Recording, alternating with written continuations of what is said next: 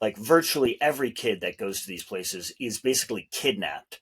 So there's like a legal kidnapping services where these very large gentlemen are hired to wake you up in the middle of the night and take you against your will. It's like you have no right to your own thoughts anymore, because at any point they can just be like, they can basically demand to have access to what you're thinking. And again, any reaction to what you're experiencing as serious abuse is treated as pathological.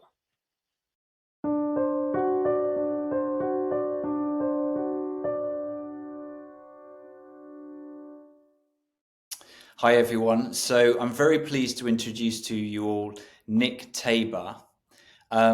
So Nick, just to start us off, could you just give a bit of a brief introduction about who you are, where you're from, and your background, etc.? Yeah, of course. Thank you, Daniel, for this opportunity. I'm Nick. I'm from California. Um, and I basically help people coming out of authoritarian environments to heal and grow and sort of develop themselves in all ways, uh, intellectually, emotionally, creatively, physically. And because of my own background, I'm largely lately focused on that as it relates to authoritarian families, Mm-hmm. schools, and mental health institutions. And my background is in international political economy, with or sort of international economic policy with a focus on China and other authoritarian systems of political economy. So just to start us off with, Nick, what was your life like before you came in contact with the mental health system or the troubled teen industry anyway? Yeah, well, in some ways, I was kind of, you could say, your typical kid that gets referred into the mental health system. I mean, to the degree that you have a typical kid, maybe you don't have one, but Hmm. in some ways, I think that's a good way to look at it. Like I was very much at odds with my school environment and somewhat at odds with my family environment as well. And I was basically treated like there was something wrong with me for that. And it was all seen from the standpoint of like Nick has a problem, Hmm. Nick is non-compliant, or Nick is irritable, or something like that. Um, but in terms of what my life was like, in a lot of ways, it was really good. So what was your first contact with the system like? You've given the background. So Yeah. how did you first interact with the system? If I were to guess, maybe when I was around like 7 or 8, maybe even 6, I was probably taken to a psychiatrist, Oh wow. and I think it was mostly around my my irritability. So I was kind of labeled as being irritable and sort of having behavior problems, and then I was like put on psychiatric medication. And then when I became a teenager, I started to get more bold, I would say, and more kind of more actively rebellious. And I think a lot of what was happening was uh, I was having sort of more clarity around what was happening. Uh, and then just as things escalated further, then eventually my parents just figured that they had to do this really drastic option. And then when I just turned 16, I went to the trouble teen industry.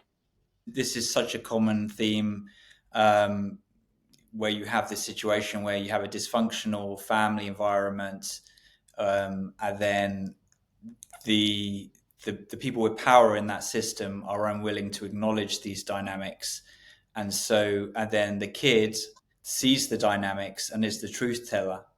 But then obviously the truth is very threatening. So then rather than acknowledging the truth, the kid gets scapegoated like you do. It's a very common story.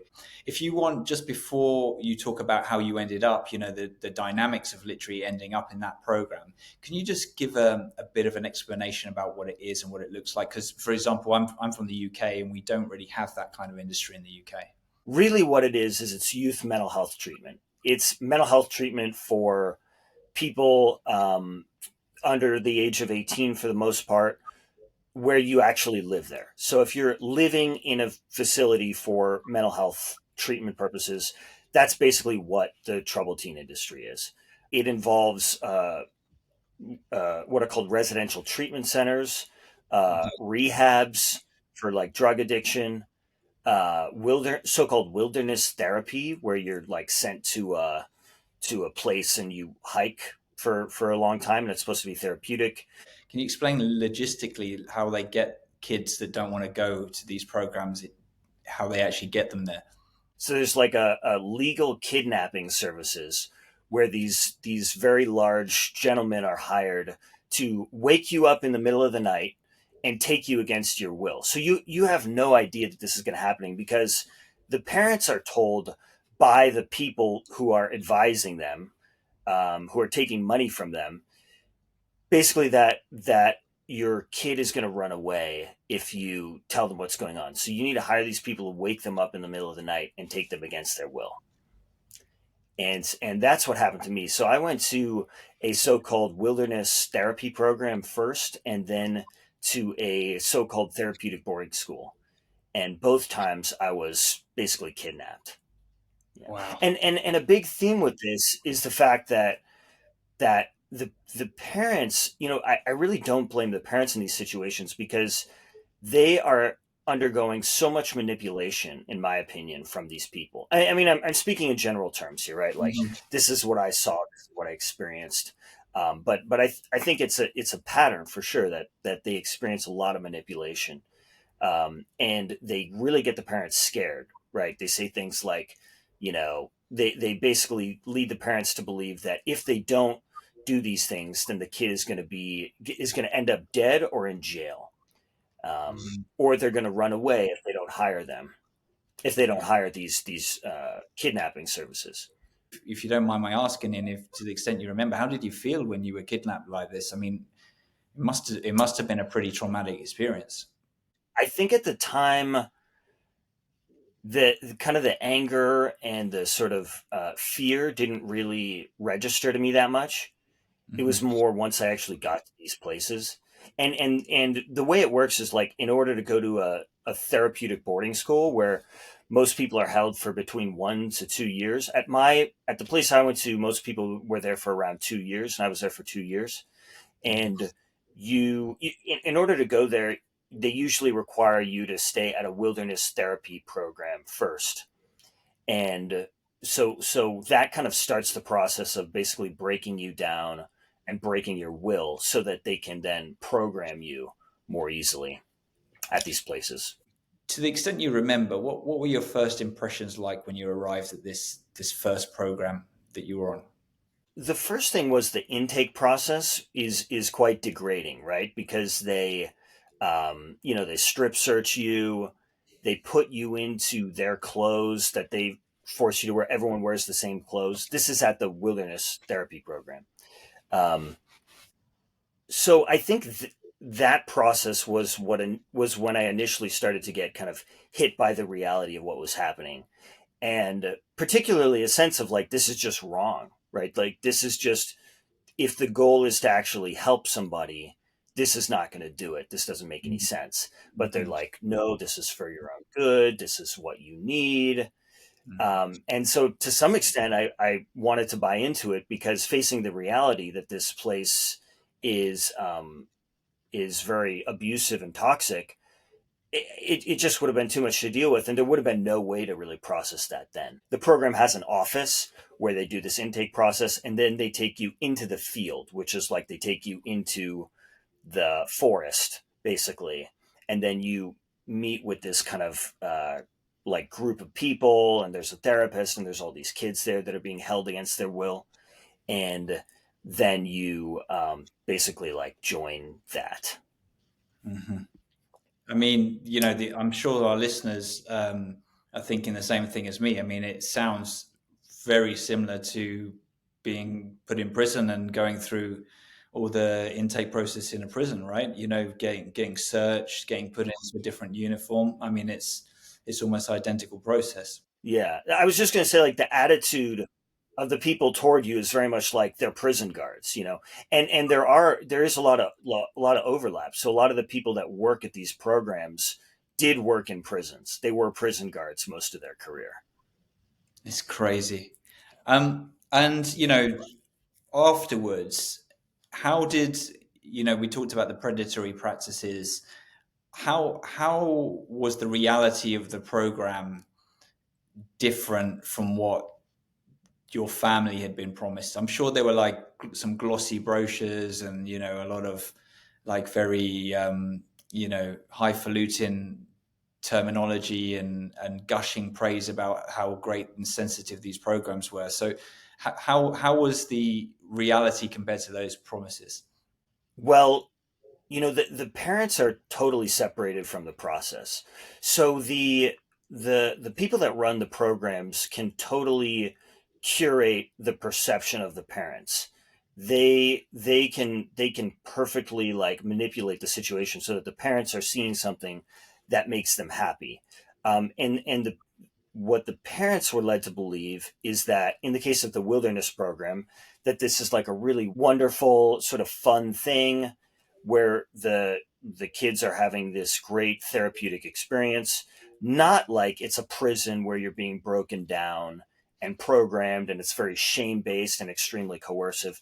And it was the same thing with the therapeutic boarding school, right? They're not presenting it like it's like a dangerous uh, totalitarian institution where they're breaking your will and punishing you and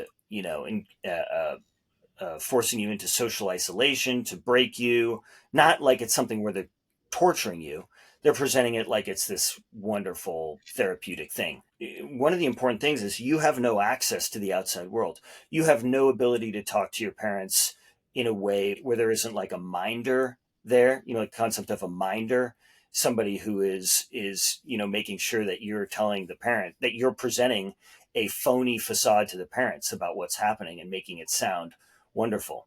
And the more you do that, right, the more you make it sound wonderful, the more you present this kind of inauthentic facade about how happy you are there, the more you're rewarded and the less punishment and kind of pain they'll put you through, and the more likely you are to then leave, right? Because when you're there, it's like all that I want to do is just get the hell out of this place.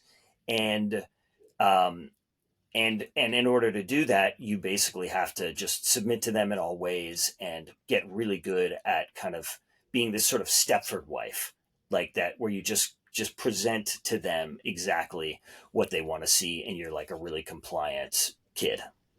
Wow.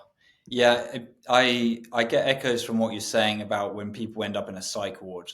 There's quite a Yeah. few people I've spoken to within a campus where they get injured from medication and they get put into a psych ward.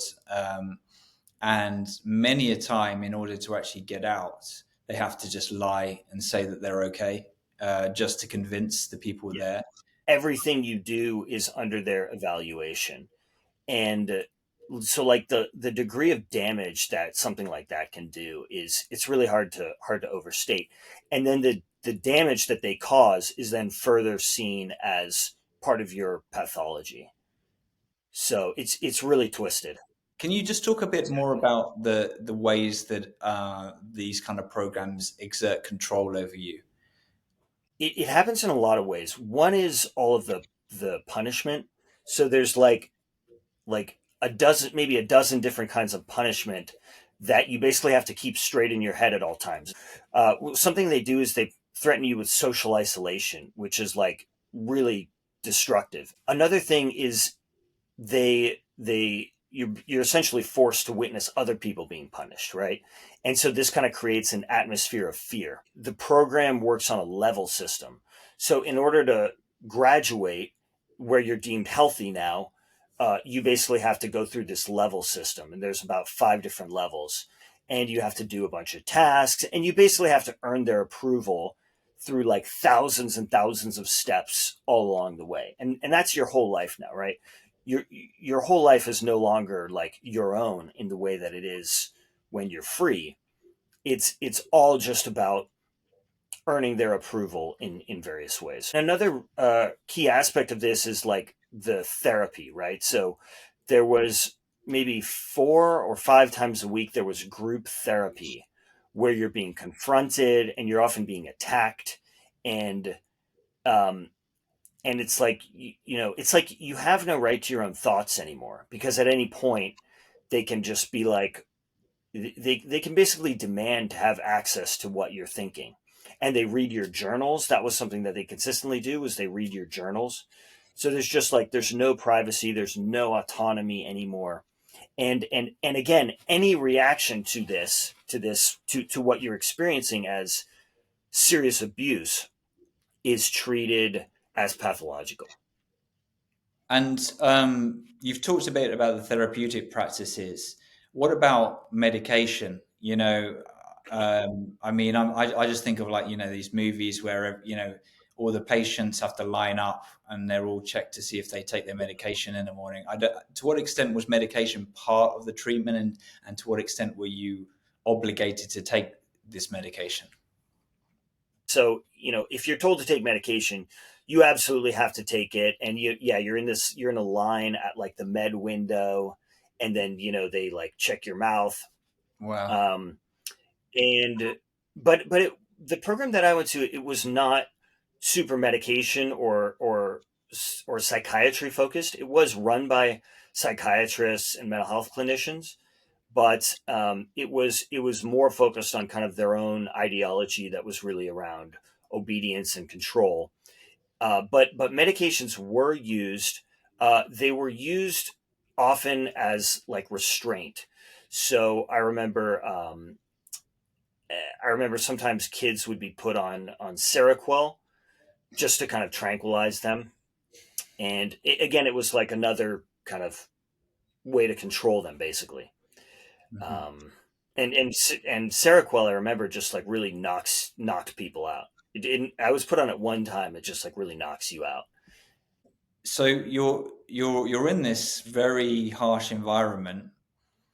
What resources did you call upon to get through this and to make sense of it, and to to to survive it, essentially?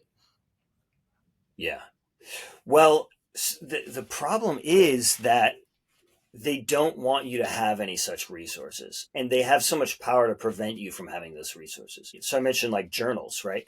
You can't Mhm. you can't journal, really, because they're gonna read it and they're gonna pathologize you for it. So if I were to actually use journaling in a healthy way, that they wouldn't want that, right? Because they want to break your will. And so if you're trying to retain a sense of integrity and authenticity and empowerment, genuine empowerment, then they're not going to allow that. What strikes me as well is, this is not something that just like kids in care end up in, or it's not something Yeah. that kids from deprived backgrounds where there's nowhere else to go. It's people of any background can end up. In fact, even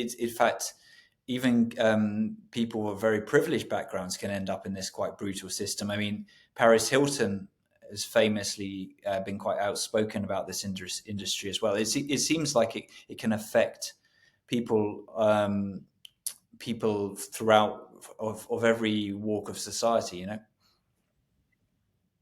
There's no doubt about it. There's no doubt about it. Yeah, a lot of because troubled teen programs are so expensive. A lot of people come from very privileged backgrounds. Certainly not all. I mean, I came from a more of a middle class background, and my parents were pressured to pay money that they didn't have. They were pressured to take out these enormous loans to send me to these places, and that's why, again, it's certainly not just the kids that are victims of this really predatory industry. It's also very much parents too, because they are kind of sort of browbeaten into uh, so often taking out loans and sending kids to these places that are just really awful and can really destroy their relationship with their kids. So it seems like right from the beginning, you kind of saw the deal. You saw that it was this oppressive thing. Um, what was the point when you know you wanted to get out of it. You're in this horrible situation. You saw to some extent you had to play the game in order to minimize punishment. How did you get out and move beyond? You have to totally lose connection to yourself, to your real feelings, to your real perspective, your real desires, your real goals, and just become what they say in all ways.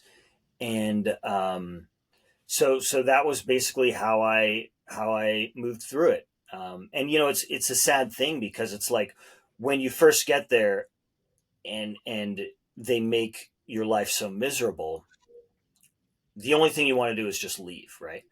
But then as you go through it and you're there for like 1 to 2 years or sometimes more, whatever it is, you don't the part of you that wanted to leave for the reasons that we've been discussing, that you want to kind of retain your own integrity and your own wholeness, that's no longer there, right? Mm. Yeah. And so it's like you get to leave and it's nice because you have some freedom, but you're no longer free inside of yourself, Mhm. right? You've internalized the imprisonment, and now kind of you know this structure is now inside of you, and then you move forward, which is their goal.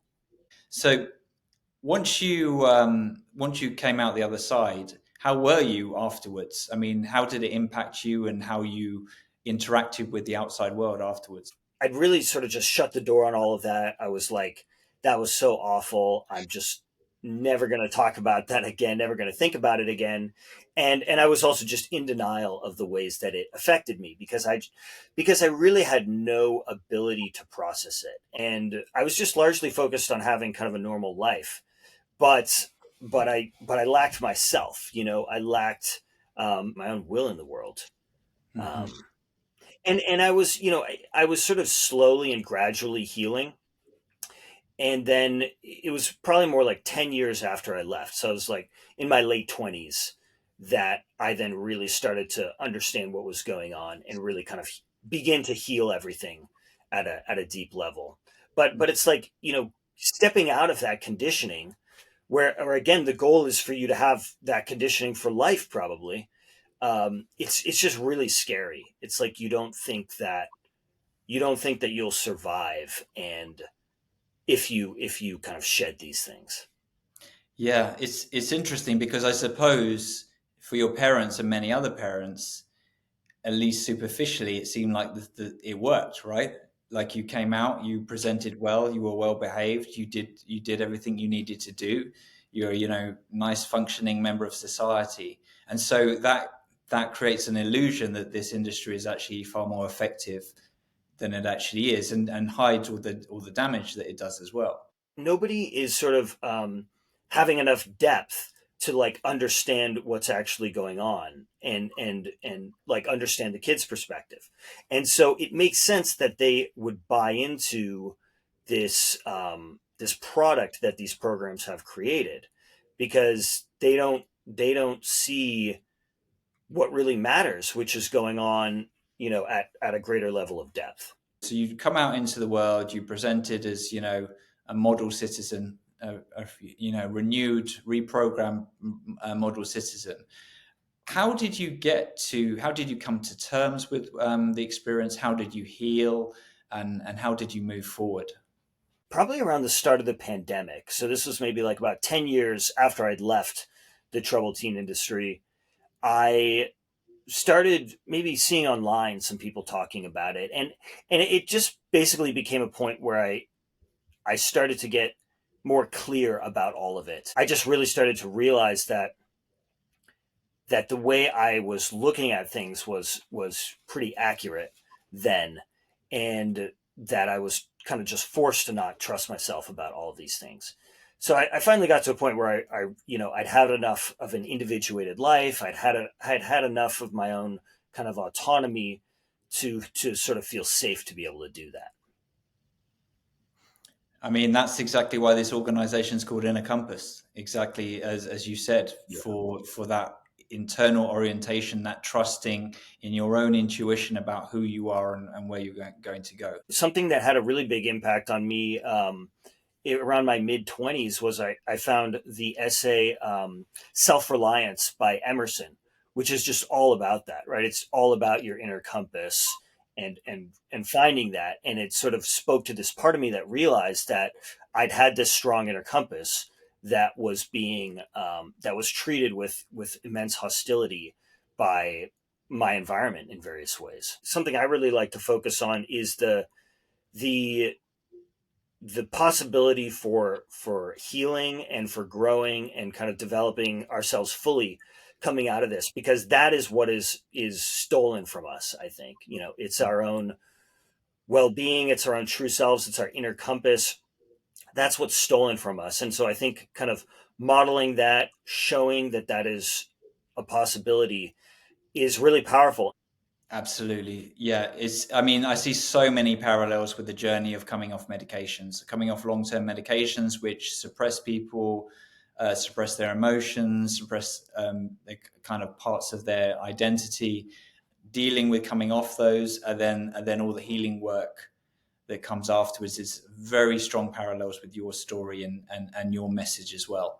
Um, just moving into talking a bit more about some of the themes with the industry. I've got this. There's some sort of themes that jump out at me here. Um, so one of them is the sort of the lack of oversight and legal loopholes.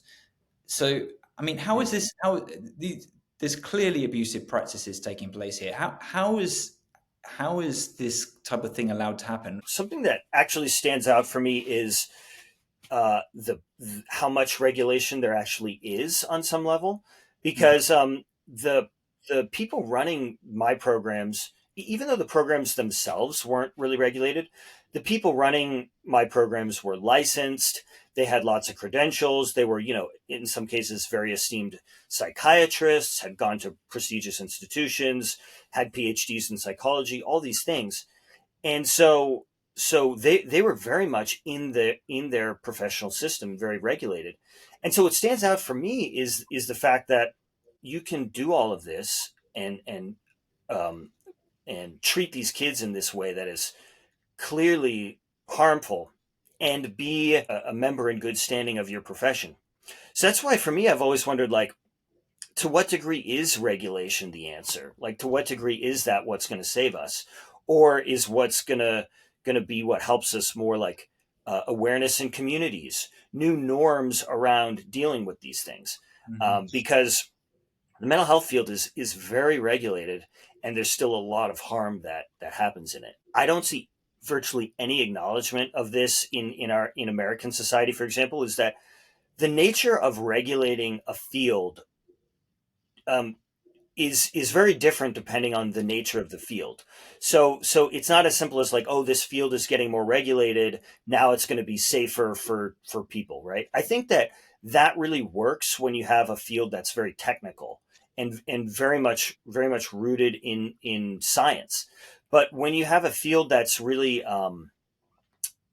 like non-technical, that's really subjective, where the scientific foundations of it are not robust, like psychology and psychiatry, then regulating it is a much more complicated and tricky thing. And to me, I have real questions around to what degree that's actually helpful, because again, it's the nature of the subject matter is so subjective.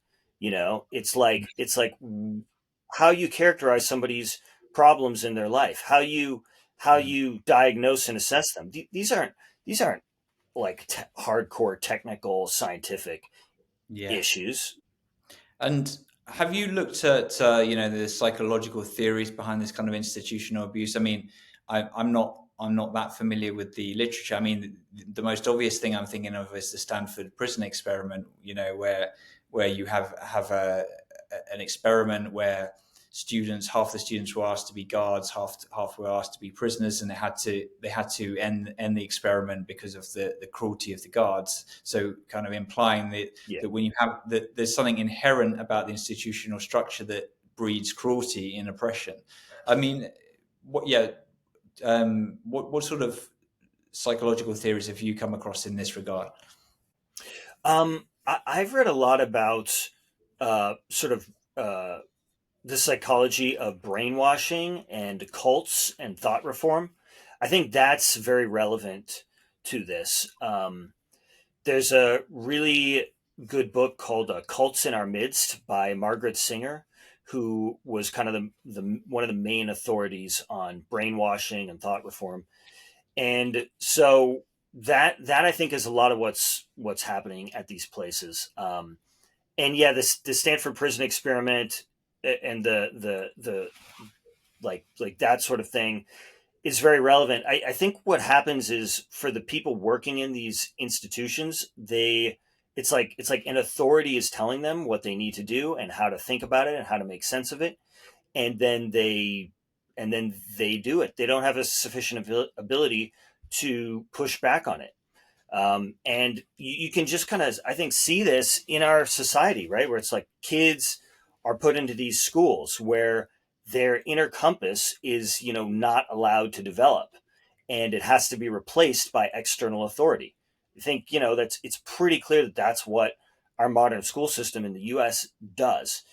And so then, we become adults, and then we give our power away in various ways to various people, to our professional organizations, to political organizations, all these kinds of things. And so I think it's all related to that. And for me, it really just underscores the role of these kids who push back against these things and then are just made to suffer for it. Yeah, it's fascinating. I have a background in political science, same as you, and yeah, what I'm getting out of what you're saying, I mean, it's not just that the authoritarian nature of these institutions; it's the fact that it breeds followers that do not question authority, rather than autonomous individuals, which are essential for a democratic society. Exactly. I think that's exactly what it is. And to me, this really does come down to the fact that there is a lot of authoritarianism in American society, and there has been for a long time. And I think this is something that a lot of people know on some level, but it's just discussed not discussed very much. And in some ways, the U.S. is a relatively very free and democratic society, but kind of below the government level, you have a lot of authoritarianism, like many family systems, right, where that gets perpetuated. By and large, the school system is very authoritarian. A lot of the mental health system, many religious organizations, all these things, and so the programs like the troubled teen industry are really there to reinforce those things. And if you push against them as a kid, you really are treated like you're crazy. Another thing that comes up often in our discussions is euphemisms. You know, you've talked about how expertise is used to as a fig leaf for abuse and for institutional abuse and social control. And one of the tools in that toolkit is the use of euphemisms as a way of Mhm. sweetening and softening what are really abhorrent practices. Can you think of any euphemisms that spring to mind within the troubled teen industry that you think are particularly indicative of this kind of covering up of abuse? This is something I really remember was they would say that having integrity or having dignity is basically being obedient and and doing what they say and thinking the way they say. Or for example, like one thing that you have to do is if your friends break the rules in any way, you have to basically rat on them. You have to basically tell the authorities on them, and they refer to this as being supportive, or again, having integrity. But of course, it's like, to me, it feels the opposite. It's like, I don't want to rat on my friends. I don't know. I don't know if I'm like the only person that doesn't like to do that. They have this theory at these programs called positive peer culture, and what that really is it's basically leveraging peer bullying to enforce, again, obedience and conformity to them. And they call it positive peer culture. So it's like this wonderful thing where peers are holding each other accountable and, helping each other become better people. But really, it's about, using bullying and encouraging bullying for their purposes.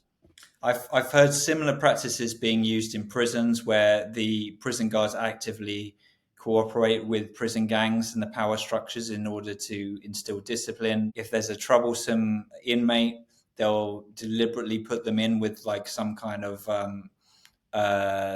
other inmate that they know will assault them, as a form, and they'll use that as a threat. So yeah, it's there's a lot of Mhm. echoes there.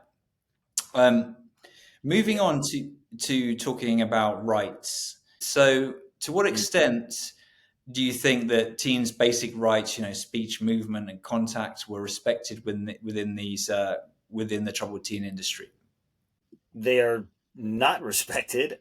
I think that we, as a culture, haven't really figured out like an appropriate way of managing and raising our young people.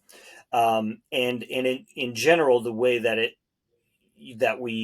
we organize that now is around controlling them basically in various ways, and sort of evaluating them, and not respecting them as autonomous people. And then when they grow up, we say that they have an issue with boundaries, which they do, because their boundaries were never respected and allowed to develop.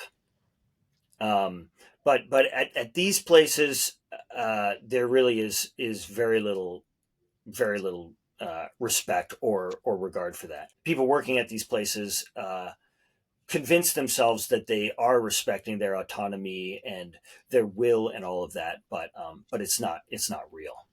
Hmm. What would you say to someone who said, "No, I completely disagree with that. It's the problem now with kids is they're not disciplined like they used to be. They're mollycoddled. They're not given any sort of accountability. They can do what they want, and it's breeding these kind of very emotionally fragile, overly sensitive, uh, dysfunctional kids that grow up unable to cope with the hard knocks of life." Well, I think that there could be some truth to that, actually, but I would say that I don't think that a lot of coercion is the answer to that problem. Um, I think that at least for a lot of kids, if you give them the ability to move through these things on their own pace, you can provide support for them. But if you respect their own largely self-directed journey towards development, they'll do that, right? A lot of kids, it's like, we want to move forward, we want to grow, we want to learn. There's a great psychologist, Peter Gray, who's written about this, that kids want to face challenges, they want to do these things, they want to grow, they want to learn. And it really has a lot to do with the adult interference that happens, because I think what's happened in our modern society is we've developed this idea that kids need, like kids are not going to grow and learn in a self-directed way. They have to Mm. be they have to be under this kind of technocratic control, and that is how they're going to become functioning members of society. And I don't know that that's true. I don't think that we've evolved to need that. And it's certainly not how we've organized ourselves for a majority of our history as humans. This is kind of a bit of a meta question. I've lived in the US myself. I lived there for 8 years. It's a tremendously complex and contradictory country from my experience. It is very free in some areas, and people will fiercely defend their freedom about certain things. Freedom of speech being one thing, but then there is that authoritarian side. You see it in the police. You see it in the mass incarceration, and many other areas as well. What does it say about our modern society that there is this need to control and for conformity? Big question. Well, that's a really good question. I mean, what again, what stands out for me is the hell that you have to pay if you're somebody that pushes up against that, and um, it shows up in ways that we don't fully acknowledge, right? I mean, of course, it's quite clear with like the carceral state and all of that, but with the school system, I think we don't acknowledge enough that the school system is authoritarian. People talk about the school to prison pipeline, which is good, but but do we really question, like, well, is this really the best thing for our society? I don't use the term mental health. I don't really like that term, but this is a threat to our well-being, emotionally, psychologically, physically. That kind of authoritarianism really is trauma. I don't mean trauma in the clinical sense necessarily, but it's like in order to to survive in these environments and in order to get along in them, you have to basically acquire the conditioning that's going to allow you to survive. That is trauma, right? That gets in the way of your well-being, the development of your full potential. And what it says about our society, I think it says how we are limiting humans for the sake of perpetuating these things. Mm-hmm. Um, and I think it's sad, and I think that it's incumbent upon us to start to look at these things for what they really are, and start to actually address these deeper issues, heal ourselves, and all of that. And that's really what I'm focused on. That's excellent. Brilliant. Thank you, Nick. Okay, so the final question, let's bring it full circle back to your story. You've told your story, you've told about your experience in the troubled teen industry. If you just looking back over your story, the trajectory of it, what have you learned? How has your perspective changed? And what do you see differently? And what do you want to communicate about that, if you had to sum it up? I think what I've really learned is to trust myself, because I think that's what a lot of this is about. It's about, we have a sense of like what is true for us and what's right, and it gets attacked and undermined by the environment in all kinds of different ways. And so my perspective about everything around me, about what I was experiencing, I lost touch with that, and I've sort of had to come back to that. And that's something that I'm really focused for myself on consolidating that over time. I saw things the way that my environment told me to see them. And now I see them completely differently. I saw it completely differently then, and then I lost touch with that, and then I saw it the way that I was supposed to see it, and now I see things just the way that I've shared with you. I mean, I really had to buy into this idea that there was something wrong with me, and that the way that I was responding to my environment was wrong, and now I see that it was really healthy in a lot of ways. Um, so that's one aspect to it, but there's many layers to it.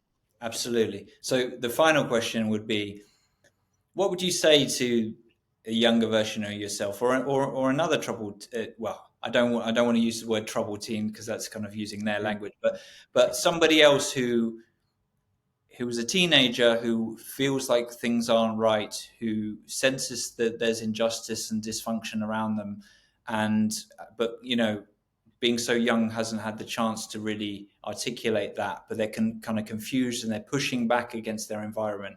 What would you say to that person?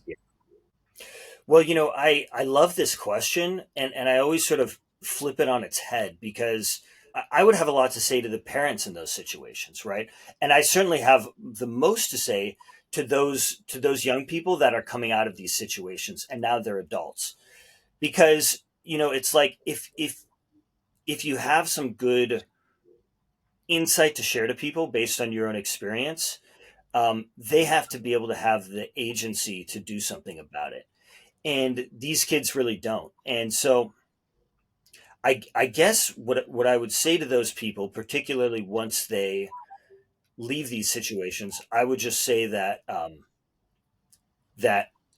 a very different and very better kind of world for yourself, a very different sort of experience of life, is possible. It can take a while to get there, and it's a lot of work, but this sort of the despair and pain that you feel is something that can can diminish drastically with time. Excellent. Okay, well, I think we're going to wrap it up there then. So, to the audience and to you, thank you very much, Nick Tabor, for joining us today. It's been an excellent discussion. Thank you, and we'll finish it up there. Thank you.